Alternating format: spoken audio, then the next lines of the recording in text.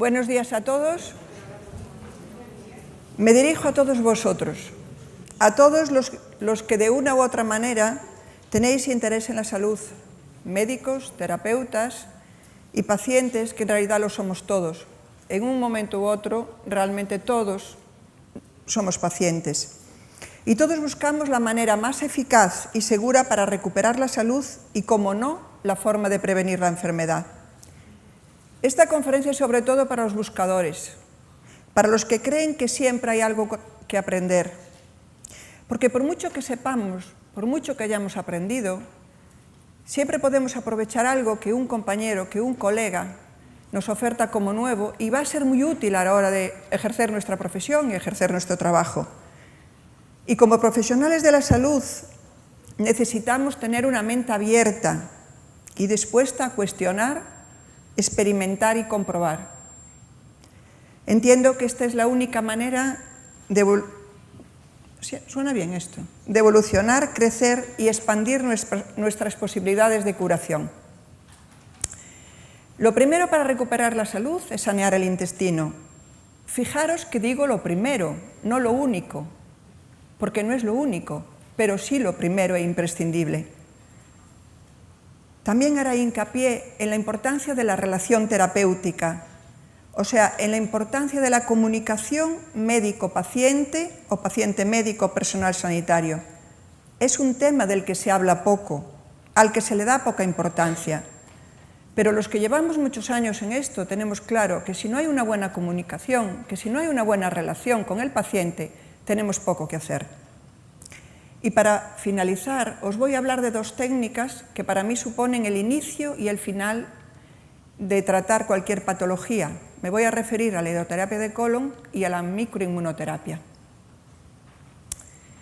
Lo mejor que yo os puedo ofrecer es la evidencia basada en 35 años de experiencia de que a día de hoy el tratamiento ha de ser plural, secuencial e individualizado. Y no os quiero vender nada, pero todos en un momento determinado de nuestra vida hemos tenido que afrontar un diagnóstico cuanto menos difícil, nuestro, de un familiar, de un amigo, de una persona querida, un diagnóstico que plantea preguntas como: ¿podré superarlo? ¿Podré mantener mi calidad de vida? ¿Qué me pasará?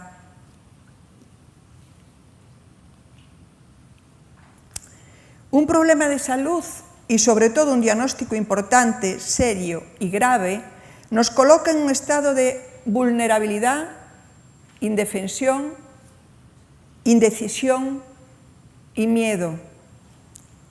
Y todo ello porque sentimos que estamos perdiendo nuestra salud y por tanto tenemos que recuperarla. Os lo digo de verdad, hay muchas maneras y podemos explorarlas. Os voy a contar el caso de una mujer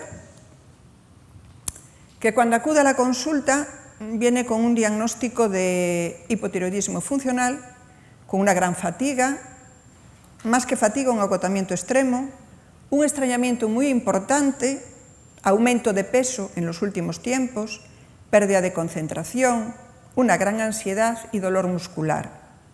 La exploración es poco significativa, el tiroides es normal, un abdomen ligeramente globuloso, con gas y nada más de interés. En la analítica tenemos una ligera anemia y un TSH de 7 sin nada más. Decir que ella tiene 2 hijos.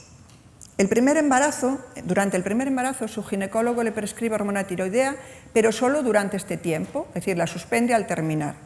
En el segundo embarazo ocurre lo mismo. En la actualidad, en este momento que viene a la consulta, el segundo hijo tiene año y medio y desde hace más o menos 6 meses su estado general empeora y su médico le dice: tienes un TSH de 7, cuando tengas 10 te doy hormona tiroidea. Repito, no está con hormona tiroidea. Iniciamos el tratamiento y, fiel a lo que estoy promulgando aquí, en los primeros 6 meses se hace saneamiento intestinal. Por ser de bastante lejos, solo se hacen 2 hidroterapias de colon, ella hace algún enema de café, una dieta libre de tóxicos, Después del drenaje se hace suplementación con L-glutamina, ácidos grasos, vitaminas, etc. Y en los 2 últimos meses, ella en su ciudad puede hacer ozono rectal. Durante todo ese tiempo, y gracias a la buena evolución, esta chica pudo tomar conciencia de lo que la había llevado a esa situación a nivel emocional. Su propia forma de ser muy perfeccionista, sumado a unas circunstancias ambientales que es 2 hijos pequeños, es empresaria y es la única que lleva la empresa, un marido en el paro y la muerte de su padre, que era su gran apoyo. Cuando ella se da cuenta de toda esta situación y lo comprende, bueno, hace cambios en su vida y también va recuperando su ritmo.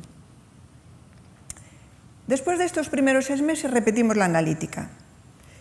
Y en esta repetición pedimos anticuerpos antitiroideos y antimicrosomales que antes nunca se había hecho. Ella decía que estaba genial, que nunca se había encontrado mejor. Toda la sintomatología que le trajo a la consulta había desaparecido, incluso no había anemia, la TSH se había normalizado, pero los anticuerpos antitiroideos estaban en 5.000 y los antimicrosomales en 3.500. Entonces realizamos un perfil inmunológico y un perfil serológico y nos encontramos con un sistema inmune que estaba comprometido, es decir, estaba no adaptado y estaba en hipo. Tenía una reactivación muy seria y muy importante del Epstein-Barr y del varicela zoster. Entonces procedí a continuar el tratamiento y eso fue lo que hicimos. ¿Por qué os cuento esto? Para que tengamos siempre en cuenta que siempre que tengamos opciones, siempre que podamos, no nos conformemos con la sintomatología, que la analítica realmente nos puede dar la oportunidad de tratar y sobre todo de prevenir cosas mucho más serias. Ella decía que estaba genial, sintomáticamente estaba genial, pero sus analíticas no decían lo mismo. Entonces, continuar el tratamiento según la analítica va a ser una medida preventiva y curativa para esta paciente. Creo que esto es importante tenerlo en cuenta. Entonces, ante una enfermedad, la gran pregunta es, ¿puedo curarme? ¿O al menos puedo mejorar mi calidad de vida? Y la respuesta va a exigir un buen diagnóstico.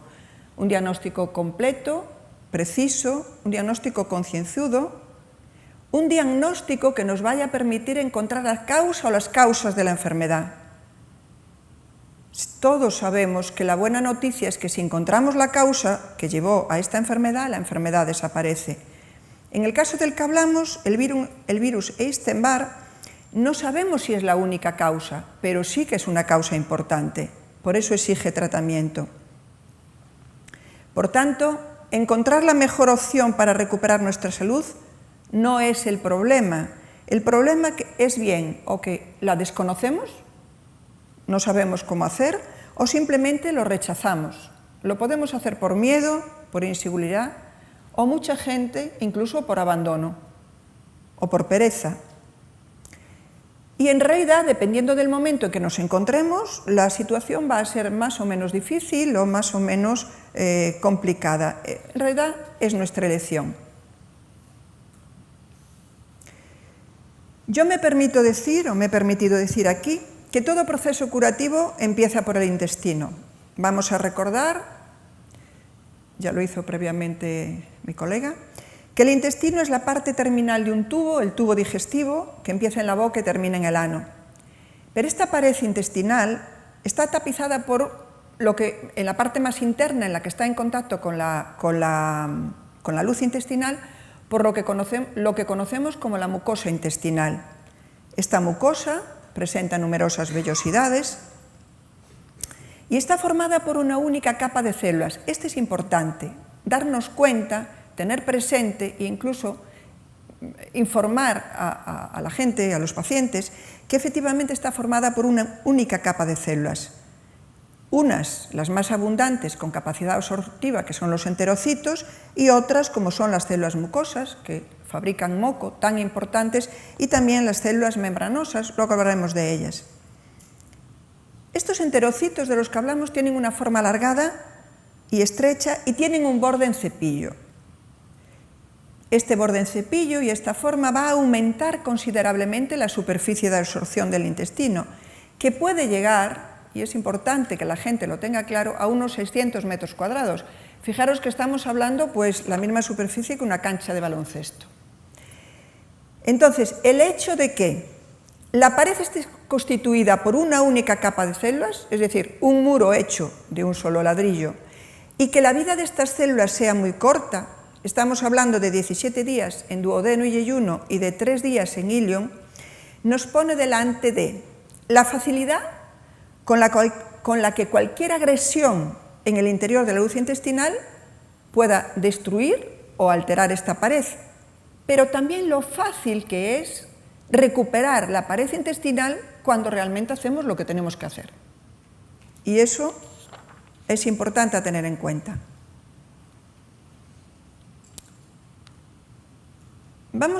Vista la estructura, vamos a ver las funciones de este intestino del que hablamos. La primera es la digestión de los alimentos, es decir, degrada las grandes moléculas en moléculas más pequeñas. Los polisacáridos se van a convertir en azúcares simples, los lípidos se van a convertir en grasas simples, las proteínas en aminoácidos, y la digestión se va a realizar gracias a las enzimas, a distintas enzimas, que están presentes en las distintas secreciones que vierten este tubo digestivo. Estamos hablando de la saliva, del jugo gástrico, de la bilis, del jugo pancreático y del jugo intestinal. Y tenemos que tenerlo muy en cuenta, muy presente, porque si alguna de estas partes del aparato digestivo no funciona, nuestro intestino va a tener problemas. Y muchas veces la gente se queja y asocia solo los problemas de intestino y la problemática pues está en el estómago, en el páncreas o en todo un poco, como suele suceder. Después de la digestión viene la absorción, que se realiza a través de estas vellosidades.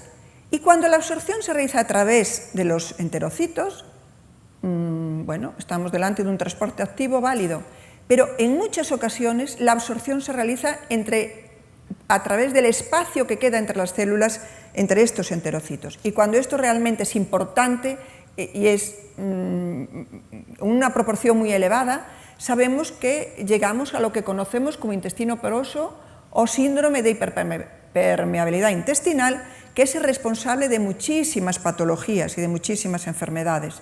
De hecho, no es por casualidad que le llamamos el intestino silencioso, el intestino no, el asesino silencioso, porque realmente está haciéndonos muchísimo daño. Llamamos quilo a las sustancias que están digeridas en la luz intestinal y estas necesitan un transporte y un caminar a lo largo del intestino. Lo hacen gracias a la motilidad intestinal o lo que conocemos como los movimientos peristálticos del intestino.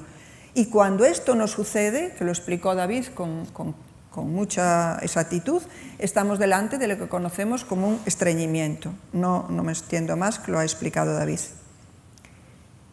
También este intestino tiene una función de defensa. Fijaos, la pared intestinal es la única barrera que separa nuestro medio interior de ciertos agentes nocivos del medio ambiente. Es la única que nos separa de parásitos, bacterias, virus y también, como no, de alimentos digeridos de forma incompleta. Y esta pared está protegida por dos grandes sistemas de defensas. Uno, que va implícito en la propia fisiología del aparato digestivo, estamos hablando de la función del jugo gástrico, del jugo pancreático, de la motricidad del intestino, de la flora intestinal, porque sabemos que los gérmenes saprófitos van a impedir la multiplicación de patógenos, estamos hablando de moco o de las propias enzimas de la pared.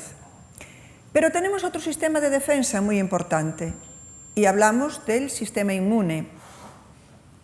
Por un lado, las células diseminadas de la mucosa, que no podemos olvidar, estamos hablando de linfocitos T, linfocitos B, macrófagos, con sus mastocitos, neutrófilos, y por el otro lado, hablamos del tejido linfoide asociado a las mucosas. Estoy hablando del MALT, que ya fue nombrado en este momento. En el intestino delgado, además de los enterocitos, decíamos que había las células epiteliales M o membranosas. Estas carecen de vellosidades, pero son las que transportan los antígenos desde el interior del intestino hacia el tejido linfoide. Fijaros, siempre decimos que el 80% del sistema linfático está en el intestino. Y muchos de los que hacemos radioterapia de colon estamos habituados a la experiencia de pacientes con mucha sobrecarga, pacientes con quimio, pacientes con mucha sobrecarga a nivel linfático, que cuando bajan de la camilla lo expresan que sus piernas pesan menos, que se encuentran mucho más ligeros. Y esto es gracias al masaje que hace el agua a nivel de la parte linfática del intestino grueso cuando hacemos una radioterapia de colon. Y es importante que recordemos que la inmunoglobulina más abundante en la secreción del tubo digestivo es la inmunoglobulina A.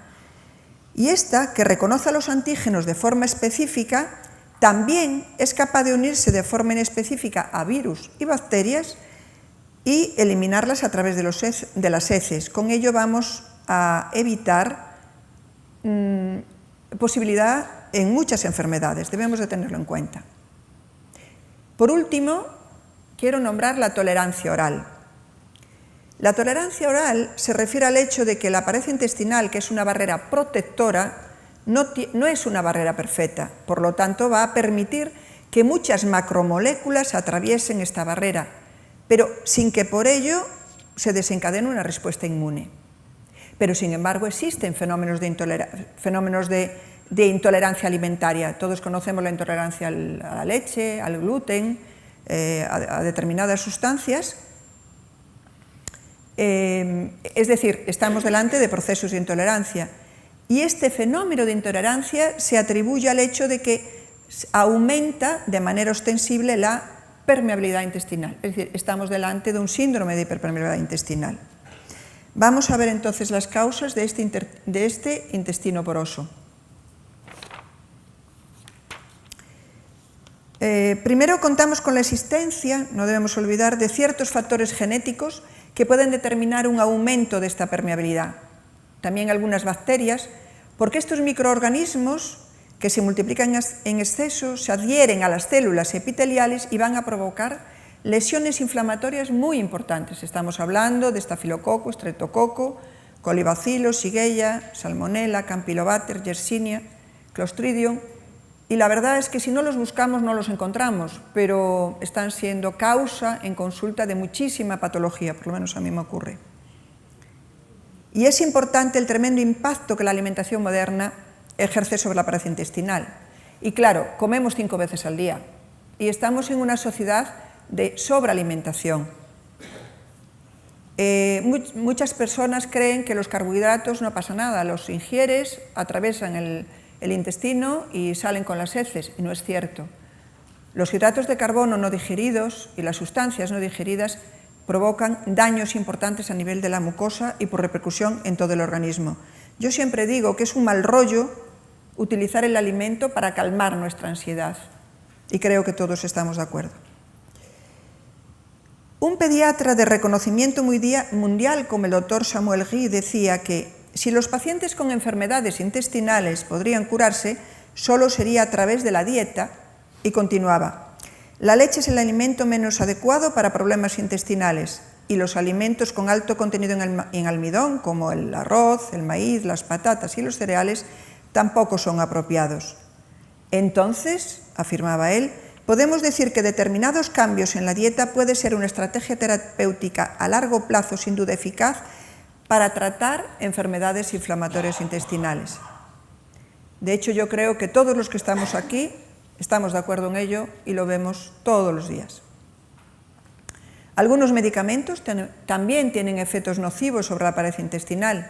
Estoy hablando de antiinflamatorios no esteroideos, salicilatos, corticoides, y tengo que nombrar la hablada pero no suficientemente conocida, la disbiosis, ya que la microbiota intestinal es la población de microbios que habitan nuestro intestino. Y estas bacterias conviven con el huésped en estado normal sin causar enfermedad. Estamos hablando de 100 billones de microorganismos, un mínimo de 1000 especies diferentes de bacterias que comprenden más de 3 millones de genes, 150 veces más que el genoma humano. Sabemos que el peso de la microbiota de nuestras heces supera los 2 kilos en peso. En realidad, cada individuo constituye su microbiota, podríamos decir que constituye un carnet de identidad personal e intransferible. Os quiero nombrar el proyecto Microbioma Humano, no sé si lo conocéis, se inicia en el 207 por el consorcio europeo denominado METAIT, es metagenómica del tracto intestinal humano, donde hay presencia española en la persona del doctor Warner, y es él que dice: el gran objetivo es llegar a entender una parte del cuerpo humano que hasta ahora desconocíamos. Si llegamos a conocer al detalle estos 2 kilos de células bacterianas que habitan en nuestro cuerpo, entonces podremos utilizar este conocimiento para tratar el autismo, trastornos psiquiátricos tempranos, enfermedades autoinmunes, alergias, trastornos del metabolismo, obesidad, diabetes tipo 2, etc. Enumera el doctor Warner. Y aunque cada uno de nosotros tiene una microbiota única, esta realmente cumple las funciones fisiológicas que necesitamos y tiene un impacto directo en nuestra salud.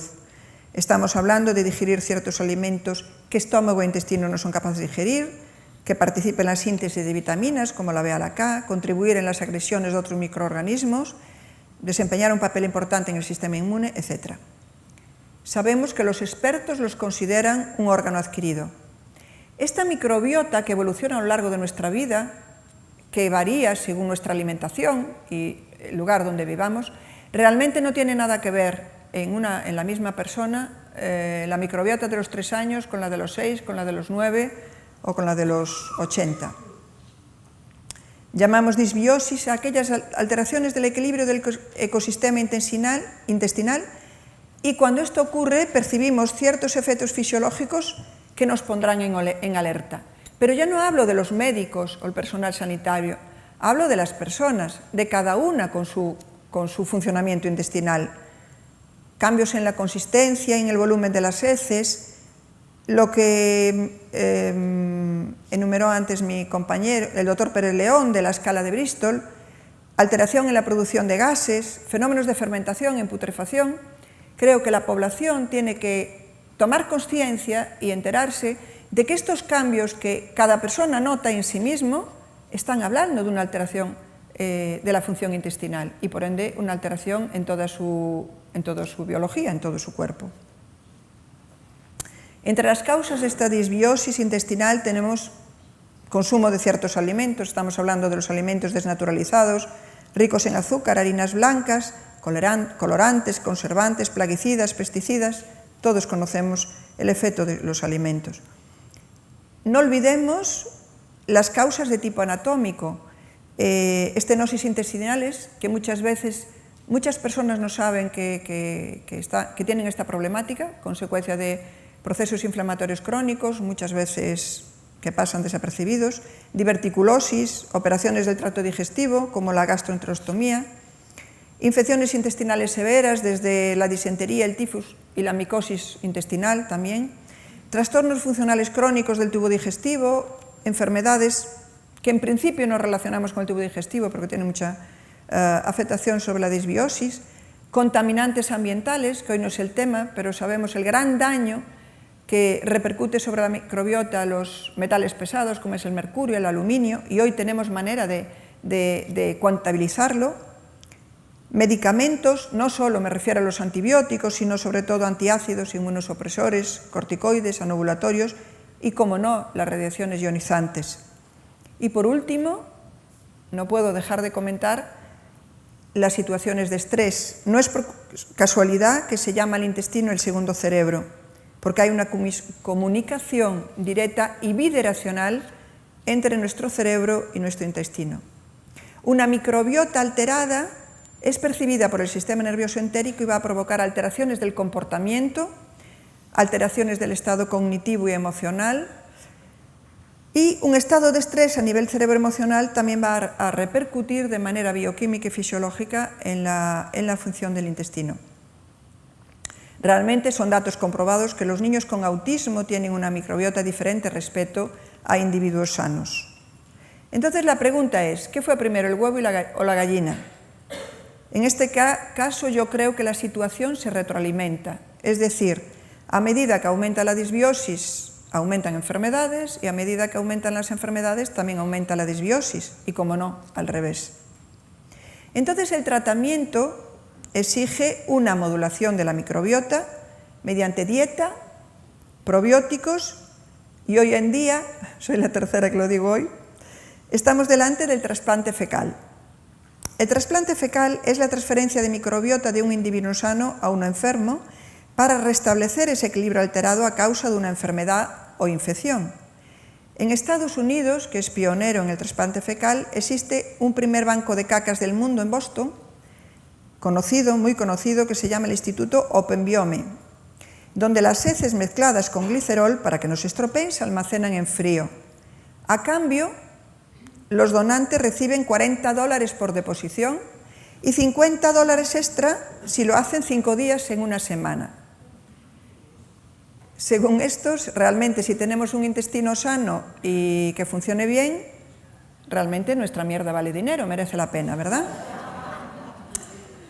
Entonces ahora, sé que en Europa también hay otro banco, solo uno que se sepa y que se conozca a nivel legal. Vamos a hablar ahora de la relación terapéutica. Y tenemos que tener presente que no solo tratamos enfermedades, sobre todo tratamos enfermos. Es decir, tratamos personas que tienen una enfermedad.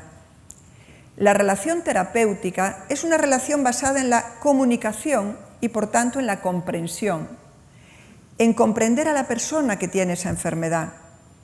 Entonces, la relación terapéutica ha de tener el propósito de ayudar a las personas a que recuperen su equilibrio emocional y mental para poder recuperarse. Cada persona tiene una constitución, un temperamento, un carácter, una forma de estar y de ser que les son propias y que les va a llevar a vivir su enfermedad de una determinada manera. Fijaros que si observamos a dos niños que tienen dos niños diagnosticados de amigdalitis, nos puede ocurrir con mucha facilidad que uno tenga 40 de fiebre, que está un día malísimo y al día siguiente no pasó nada, está perfectamente bien. Y otro, que incluso puede ser el hermano, no se sabe qué pasa, está incómodo, está mal, el tercer día sube la fiebre a 38, de 38 no pasa, pero tenemos 5 días y, bueno, incluso puede durar más lo que es una amigdalitis. La misma amigdalitis hablamos, Entonces el diagnóstico, fijaros que es el mismo, la enfermedad es la misma, amigdalitis, pero el tratamiento va a ser distinto, la evolución es diferente. ¿Por qué? Porque la persona es diferente y esa diferencia va a depender ¿de qué? De la herencia, del estilo de vida, alimentación, ejercicio, sueño, del ambiente, incluso del país en el que vive, sea un país desarrollado o no. A mí realmente me llaman mucho la atención los adolescentes. Cuando vienen a la consulta, o mejor dicho, aceptan venir por muchas causas, obesidad, depresión, conflictos escolares o alguna enfermedad. Detrás de todo ello siempre hay una dificultad de adaptación. Dificultad de adaptación a un mundo nuevo, que es el mundo del adulto, en el que hay que elegir. Cuando eran niños, no necesitaban esta elección, papá lo hacía por ellos. También hay que asumir responsabilidades. De niño, mamá y papá lo hacían por ellos. Ahora tienen que asumir las consecuencias de sus actos y para esto no están preparados. No tienen referentes válidos y nos dicen muchas veces, lo habéis escuchado muchas veces, que prefieren no crecer, que no quieren crecer. A veces hasta lo consiguen. Como médicos necesitamos comprender lo que la enfermedad está gritando, mejor dicho, lo que esa persona dice a través de la enfermedad y comprenderlo primero nosotros para hacer que él, el paciente, pueda comprenderlo. El cuerpo es un instrumento de comunicación y el médico terapeuta es el intérprete de esa sintonía que representa el lenguaje del cuerpo, o sea, sus síntomas. Gracias a la enfermedad sabemos qué es lo que más necesita, qué es lo que quiere, pero también sabemos qué es de lo que huye, qué es lo que no quiere, qué es lo que aborrece, qué es lo que no soporta. Y con todo esto puede conocerse a sí mismo y descubrir quién realmente es, sus fuerzas y sus debilidades. Ya en el oráculo de Delfos están escritas esas palabras: hombre, conócete a ti mismo. Parece que no hay nada bajo el sol. Entonces nosotros tenemos que tratar a la persona para poder tener éxito con la enfermedad.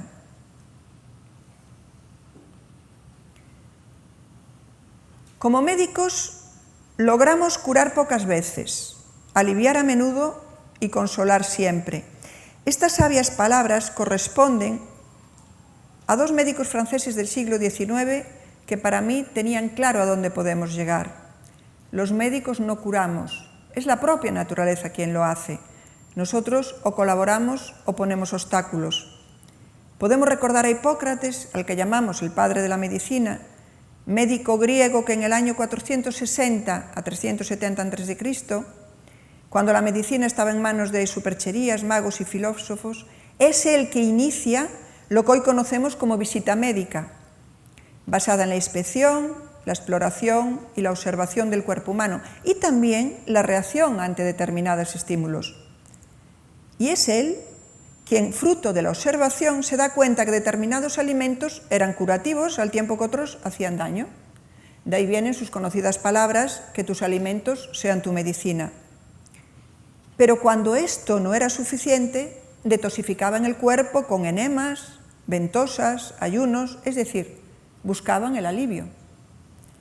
En nuestro siglo, por otra parte, en nuestro siglo, hemos olvidado el poder del consuelo. Consolar no es escuchar, dar una palmadita en la espalda y decirle al otro que tiene la razón, que pobrecito. Consolar es ayudar al otro a que se coloque en su lugar, a que salga del error que le hace sentirse víctima. Consolar es acompañar, comprender y aceptar hasta que el otro pueda aceptarse a sí mismo y su situación. Para consolar hay que estar presente. Cada día recuerdo y bendigo a todos los que me han enseñado cosas a lo largo de mi vida. Me refiero a los que considero mis maestros, a los que de una manera especial, a una maestra que siempre nos decía: como médicos debéis convertiros en un espejo limpio en el que el paciente se vea a sí mismo. Esta es la base de una buena relación terapéutica. No hay que volcar sobre el paciente todo lo que sabemos para hacerle sentir o para hacerle ver los grandes médicos que somos, para que sepa que está en las mejores manos, las más competentes. Nuestro papel es conducirlo para que sea él el que hable, el que se exprese, el que diga lo que le ocurra, que le está llevando a esa situación de sufrimiento, de impotencia, de pérdida, sea lo que sea, cómo se siente, qué piensa. Prestarle toda nuestra atención para que pueda ponerse delante de su propia incoherencia entre lo que piensa, siente y hace, y para que tome conciencia de que esto realmente es lo que le enferma, y para que se libere de ese estrés más o menos crónico, más o menos escondido, negado, bloqueado, que persiste y afecta a su sistema nervioso y por extensión a toda su biología. Y por nuestra parte tiene que haber una condición: mucha humildad y ningún juicio. No olvidemos que somos seres humanos tratando a seres humanos. No somos entidades especiales. Nuestro conocimiento y el papel que representamos no nos coloca en un eslabón más alto que el sufrimiento o la necesidad. Necesitamos dejar de oír para escuchar, dejar de mirar para ver, practicar el entendimiento y la empatía con quienes nos dirigen la palabra. Podemos decir que escuchar es el arma más eficaz de la ciencia médica. Y es este no juicio, solo esto, que le da el permiso al paciente para vaciarse y permitirse expresar esas cosas que le están haciendo daño y de las que no se da cuenta o realmente no le da este valor. Ya que el que más y peor se juzga a sí mismo es él mismo. Por eso necesitamos un espejo que no nos juzgue, que nos comprenda, que nos acepte para poder hacerlo nosotros con nosotros mismos. Al estar preparando esta conferencia me acordé de algo que me sucedió hace muchísimos años. En mis primeros años como médico fuera del hospital, Se refería a este tema y os lo voy a contar, es breve. Recibo una señora de unos 60 años que me pide acupuntura para su dolor de rodilla. De hecho, cojeaba al andar, pero lo más llamativo era un suspiro profundo y doloroso que acompasaba su cojera, y lo que provocaba en mí era un gran malestar, no poco malestar, sino gran malestar. Yo era joven y con muchas ganas de ayudar y poca experiencia. Y en algún momento de la entrevista me refiero a su suspiro, a lo que ella, una gallega de la costa, muy seria, me dice: «Doctora, eso ni tocarlo». Y me quedó claro. Le voy dando tratamiento, vamos haciendo sesiones de acupuntura, hasta que un día me dice: «Si tiene un momentito, quisiera contarle algo». Y empieza diciéndome: «Ahora soy vieja y coja, pero fui una mujer muy guapa, muy bella, muy hermosa, y también muy alegre y muy pobre. Y cometí el error de enamorarme del hombre más importante del lugar, pero este hombre estaba casado, tenía 4 hijos y además era su vecino. Cuando ella se queda embarazada, le llora a este hombre y él le dice que no se preocupe, que él se va a ocupar de ella, y le trae, en palabras de esta señora, un montón de dinero, para que haga la casa que ella tanto ansiaba. Estamos hablando de hace muchos años. Entonces ella guarda su dinero, pero al día siguiente ocurre la primera parte del drama, y es que este hombre aparece muerto de un tiro delante de su puerta. Esto no fue lo peor. Lo peor es que, como eran vecinos, la esposa de este hombre le cuenta, después llorando, que claro, que todo el dinero que tenían en casa, que era mucho, había desaparecido y tenía 4 bocas que alimentar. Ella valora si hacérselo llegar o no, al final decide que no. Trabaja mucho, hace su casa, su hijo crece, y cuando este hijo tiene 21 años, un día de la fiesta, un coche salta en la barrera y lo mata, lo atropella delante de la puerta de casa, en el mismo lugar donde había muerto el que era su padre, aunque nadie lo sabía. Ella toma a su hijo en brazos y este hijo muere en sus brazos, ¿no? Para ella eso era el castigo por lo que ella había hecho 22 años atrás. Y aquí se inicia su suspiro. Fijaros que después de contarme esta historia, ella me dice: doctora, ¿sabe por qué le cuento esto a usted? Porque nunca antes lo conté. Y le digo: no sé. Y me dice: doctora, porque sé que usted no me va a juzgar. Después de esto, pues tuvimos una conversación y creo que cuando salió de la consulta ese día, esta mujer de alguna manera había integrado que ella no era la responsable de la muerte de su hijo. Lo cierto es que nunca más le vi el suspiro. Durante unos años más yo la veía en Navidades, porque esta mujer vendía marisco en la plaza, y nunca más le vi el suspiro. Creo que comprender, aceptar y perdonar es fundamental para recuperar nuestro equilibrio y nuestra salud. Y ahora vamos al tratamiento.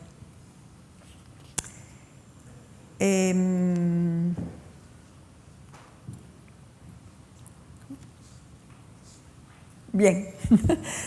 Bueno, creo que el tratamiento de las enfermedades crónicas y degenerativas ha de ser, como dije antes, plural, secuencial e individualizado.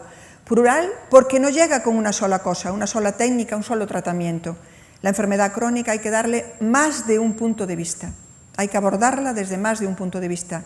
Secuencial porque, como dice Stephen Covey, autor de los 7 hábitos de la vida de la gente altamente efectiva, primero lo primero. Y lo primero, con todo lo visto, creo que queda claro que es sanear el intestino. Nuestros protocolos siempre deberían tener esa premisa. E individualizado porque, como ya dijimos, tratamos personas que tienen una enfermedad. Y lo que es y cómo es la persona va a influir notariamente en cómo se presenta la enfermedad, cómo responde a la medicación, cómo evoluciona y si puede o no resolverse de forma definitiva. Proponemos siempre primero una limpieza intestinal, de múltiples maneras: ayuno, enemas, hidroterapia de colon, una dieta libre de tóxicos. Es importante que tengamos en cuenta analíticas como aminoacidogramas, perfil de ácidos grasos, mineralograma.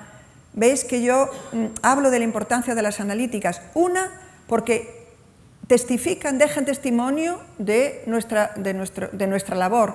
Y otra, para mí muy importante, es que el paciente, cuando ve una analítica, realmente se lo toma mucho más en serio. A menos esta es mi experiencia. Tenemos que regular la flora bacteriana con prebióticos o probióticos, y muchas veces realmente tenemos que hacer también estudios de la desbiosis intestinal para ser muy específicos. Favorecer la función desintoxicante del hígado y de todos los emuntorios, y regular y asegurar la secreción de todos los jugos gástrico, pancreático y todos los que corresponden a este nivel. Para hablar de la colonoterapia, hay que entender que el intestino grueso es el lugar donde se conforman las heces.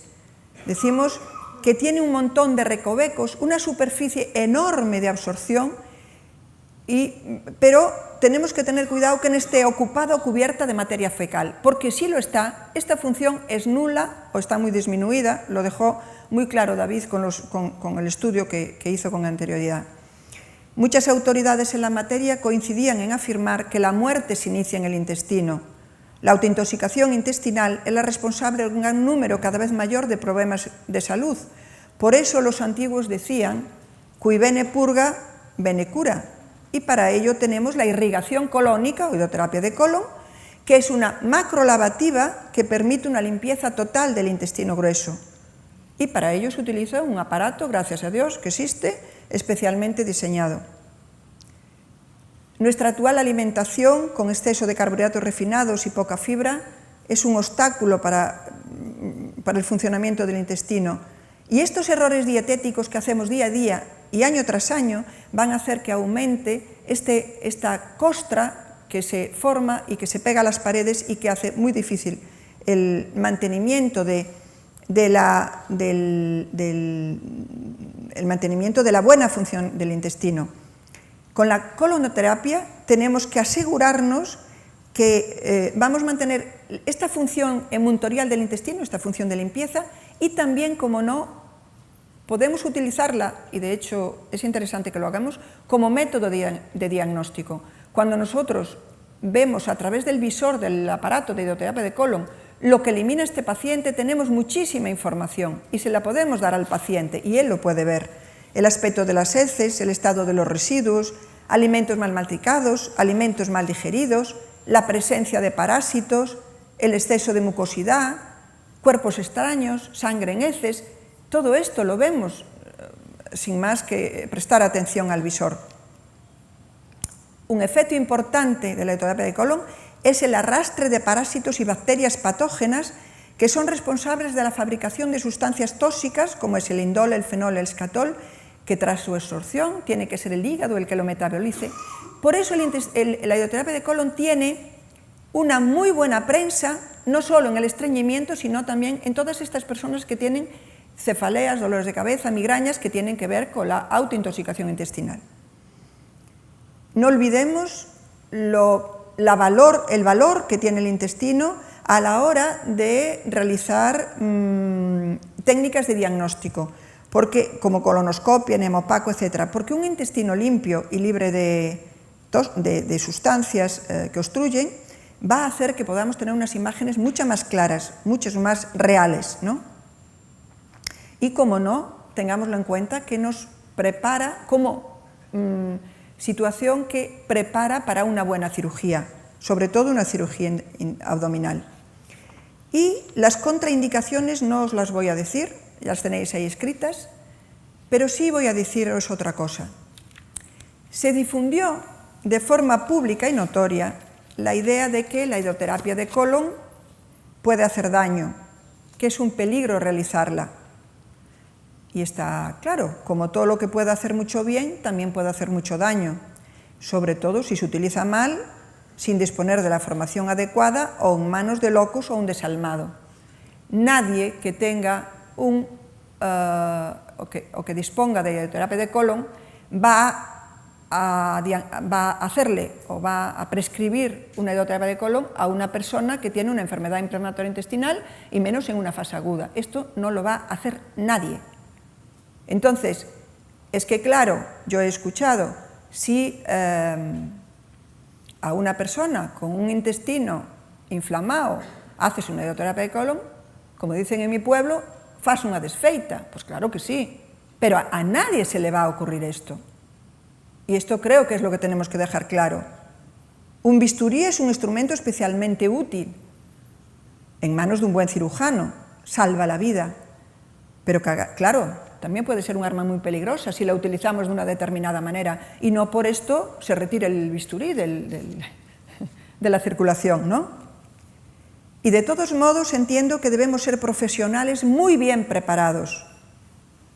El hecho de que siempre, antes de aplicar una hidroterapia de colon, sea obligado una entrevista con el paciente, y siempre deberíamos hacerlo, para protegernos y para garantizar que no se nos acuse de lo contrario, esta entrevista con el paciente para asegurar su indicación o contraindicación.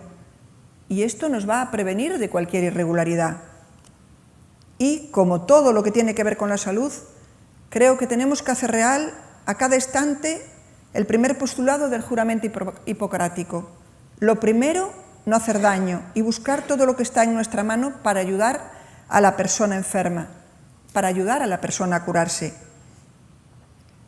Y hecho el saneamiento intestinal, pasamos a técnicas, algunas complementarias. Hablamos de la osteopatía, acupuntura, terapia neural, todo lo que nos va a ayudar en este proceso. Y otras no le voy a llamar complementarias. Estamos hablando de otra forma de medicina, desde la medicina, bueno, la forma de medicina que utilicemos, incluso la medicina tradicional e incluso la cirugía.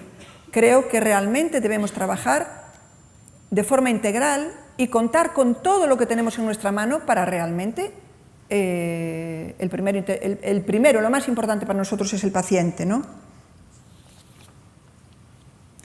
Solo 2 palabras de la microinmunoterapia para deciros que es una orientación terapéutica que busca aplicar el concepto de autorregulación.